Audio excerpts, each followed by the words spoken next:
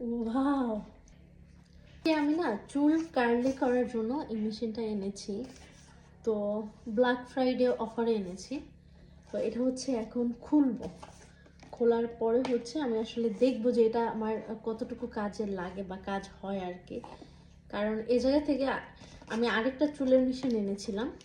তো এখন না মানে আর 1 বছর আগের কথা এটা। আরেকবার ব্ল্যাক ফ্রাইডে হচ্ছে এনেছিলাম, পরে আনার পরে আমার ইউজ করি নাই।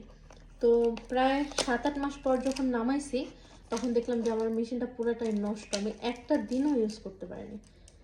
তো এই জন্য হচ্ছে এটা আর কি এখনই ট্রাই করব।